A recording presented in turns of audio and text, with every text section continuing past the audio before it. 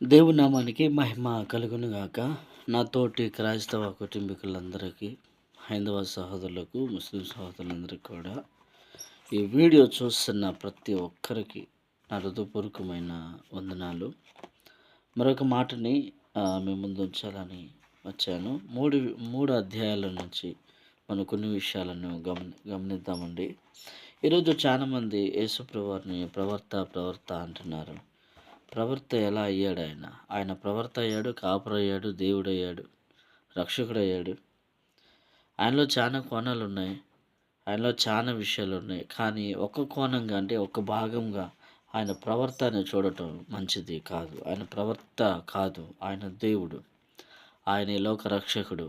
కాబట్టి దయచేసి సంపూర్ణంగా ఆ మాటని మీరు గమనించాలని నేను మనవి చేస్తూ ఉన్నాను. చూద్దాం మనం ఒకసారి అపొస్తలుల కార్యము 10వ అధ్యాయము 43వ వచనం. ఆయన యందు విశ్వాసం ఉంచువాడెవడు వాడు ఆయన నామము మూలముగా పాప క్షమాపణ నందునని ప్రవక్తలందరూ ఆయనను గురించి సాక్ష్యం ఇచ్చుచున్నారనెను. ఏం చేస్తున్నారంటే ప్రవక్తలందరూ కూడా ఆయన మూలంగా ఆయనను గురించి పాపక్షమాపణ కలగజేయవాడు యేసు ప్రభువారు ఒక్కడే అని, పాపం నుండి విడిపించగలిగిన వాడు యేసయ్య ఒక్కడే అని, ఆయన రక్తము ద్వారాగా మాత్రమే పాప విమోచన జరుగుతుందని స్పష్టంగా అపోస్తలు ఈ మాటని లిఖించారు. ప్రవక్తలందరూ కూడా దీని గురించే చెప్పారు.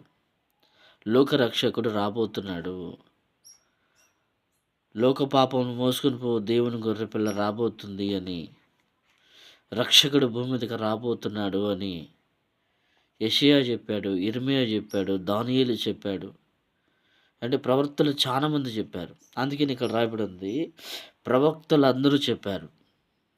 యేసుని గురించిన దర్శనం ఎంత మందికైతే వచ్చిందో, ఎందరైతే ప్రవక్తలు ఉన్నారో, పెద్ద ప్రవక్తలు, చిన్న ప్రవక్తలు, అందరు ప్రవక్తలు రక్షకుడి గురించి స్పష్టంగా ప్రవచనమిత్తలా చెప్పారు.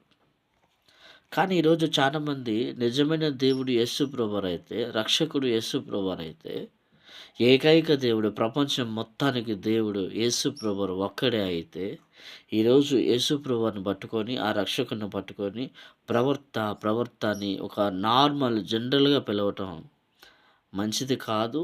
దీన్ని లేఖనాలు మీరు పరిశీలన చేయాలని, స్పష్టంగా దేవుని వాక్యాన్ని పరిశీలన చేయాలని మనం చేస్తున్నాను. మరొక మాటను కూడా మనము చూద్దాం. పరిశుద్ధ గ్రంథంలో నుంచి మరొక మాటను కూడా మీ ముందు ఉంచాలనుకుంటున్నాను. చూద్దాం ఒకసారి. యోహాను సువార్త 3వ అధ్యాయము 16వ వచనాన్ని.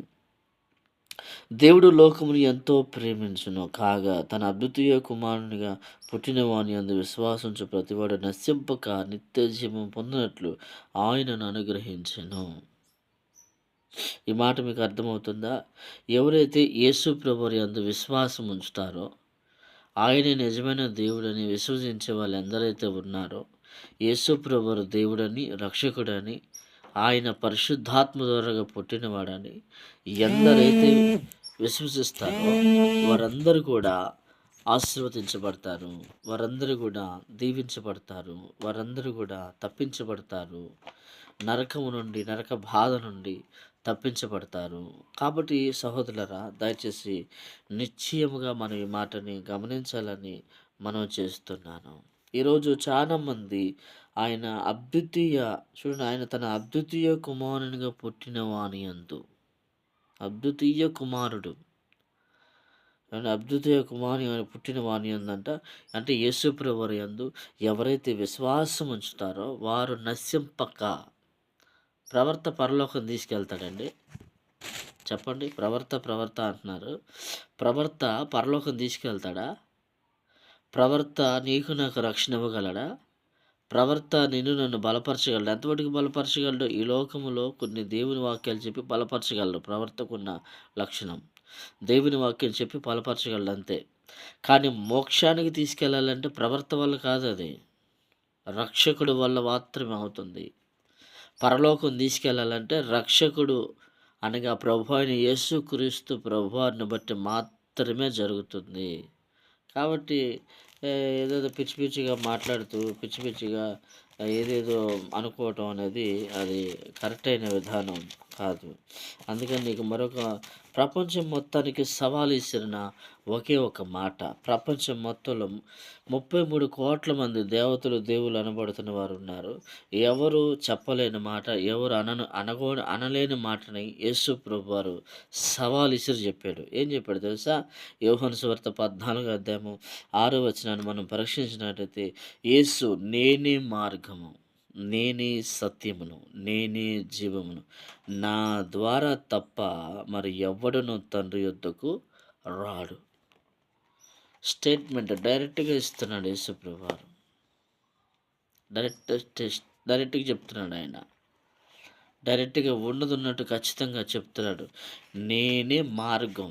భూమి మీద ఉన్న వారందరికీ నేనే మార్గం. నా ద్వారా తప్ప తండ్రి యొద్దకు ఎవడు కూడా రాడు. కంపల్సరిగా యేసుప్రభువారు తప్ప, మరి యేసుప్రభువారి నుంచి తప్ప ఎవరి నుంచి కూడా మనం పరలోకం వెళ్ళలేము. ఆయన రక్షకుడిగా ఉన్నాడు. ఆయన మనకు దేవుడిగా ఉన్నాడు. ఆయన మనకి విమోచకుడిగా ఉన్నాడు. కాబట్టి యేసుప్రభువారిని సొంత రక్షకుడిగా అంగీకరించండి. ఆయన ప్రవర్త కాడు. నేను మళ్ళీ చెప్తున్నాను. ఆయన ఈ ప్రపంచం మొత్తానికి ఏకైక దేవుడు, నిజమైన దేవుడు. ప్రభు మిమ్మల్ని దీవించునుగాక.